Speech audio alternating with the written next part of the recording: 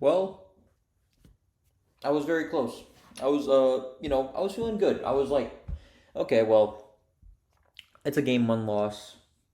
We've been here before against the same team a few years ago, and not to mention like all the other times, we've been down, 1-0. I'm sure that any team, not just the Cleveland Cavs, have figured it out. But, it is a big concern because of the reports that just came out, but I'll get into that later. I wanted to talk about game one. First of all, the Pacers, shout out to them. They're a hell of a team. This is not going to be an easy series by any stretch. I never thought it was. I had Cavs in six.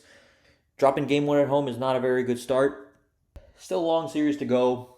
But yesterday a 17-4 run got us the lead back and everything. So I thought we were rolling, especially after Spida's electric dunk.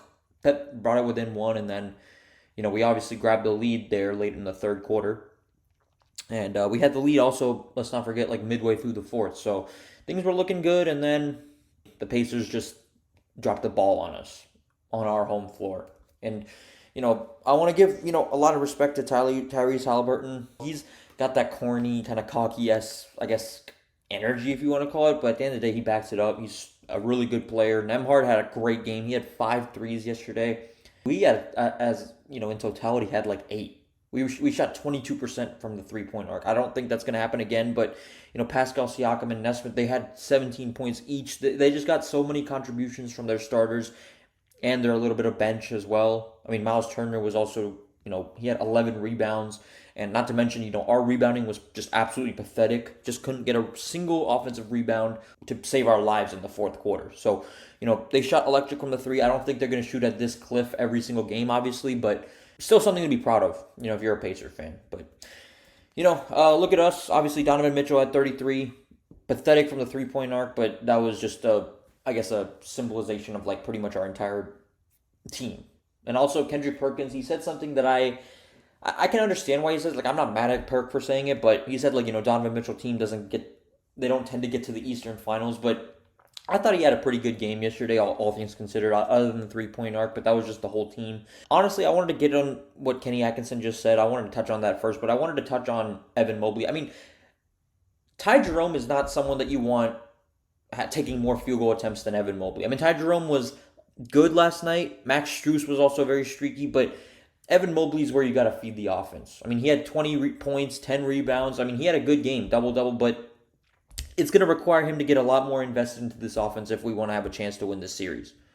And Darius Garland, man, I hope that he's back soon. I really don't know, but him, Evan Mobley, and DeAndre Hunter are all questionable for Game 2, which is very, very concerning for Cavs fans. So I will say Game 2 is a must-win for the Cavs. If they don't win, they're going to lose this series.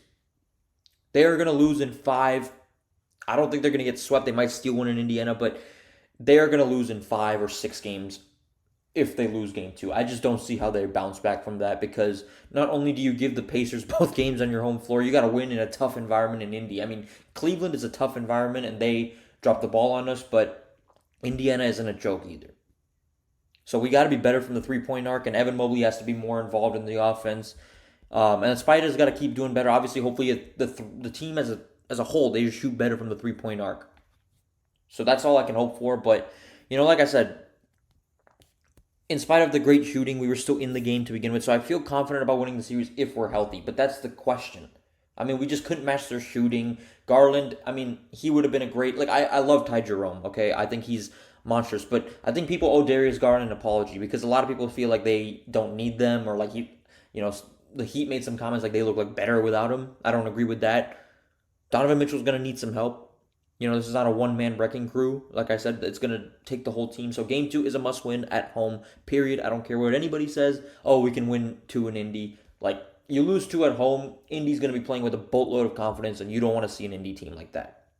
Got to be able to match their shooting. Got to be able to match their playmaking. It's just going to take us all, man. So that's all I gotta say, but that's all I was gonna say. But I wanted to touch on freaking these injury notes for the Cavs coming out of Game 1. I mean, DeAndre Hunter dislocated his right thumb during Game 1. Evan Mobley tweaked his ankle, so both are listed as questionable. And Kenny Atkinson said there's major concern about their status, and I don't like that, because that's a possibility of 0-2 down. If both these guys are out, we're not winning Game 2. I don't believe, because it's just going to be an uphill battle. I don't think Donovan Mitchell, and even let's not forget Darius Garland, if he's out, because he's been having some swelling. I don't think Spida can just carry the whole team on his back, man. Like, it's not a knock on him. It's just that the Pacers are just too good for that. They haven't been able to play a lot of healthy teams in the playoffs, yes, but they've been able to make it work regardless of the circumstances. They've been able to figure it out. There's a team, like they went to the conference finals last year, got swept by Boston, although, Tyrese was obviously out for half that series, but still, this is concerning. So, I mean, you got to win game 2. I forgot how much playoff losses truly hurt, man. I'm not going to lie, playoff losses, they hurt, but especially at home. But you got to be able to just come out and master your intensity. I don't know. That's all I can really say. I mean, hopefully these guys are healthy, but if they're not, man, it's going to take a lot. It's going to take a Herculean effort from Jerome, Strus, Mitchell. Kenny Atkinson's going to have something to figure out. But, man, we're going to miss these guys if they're not healthy, man. But that's all I got to say, man. I mean, on the defensive side of the ball, Evan Mobley is going to be crucial. And, again, the playmaking in general is just going to be crucial. I mean, DeAndre Hunter has been coming along this postseason as well. But it sucks, man. After game 2, I mean, after game 1, rather. Game 2 is tomorrow night. Gonna have to come ready to go. But that's all I gotta say, man. I mean, at the end of the day, go Cavs. Hopefully we're better in game 2, better in the series. And hopefully we take it back from the Pacers and steal one on their home floor. But let's go Cavs at the end of the day. See you guys next time.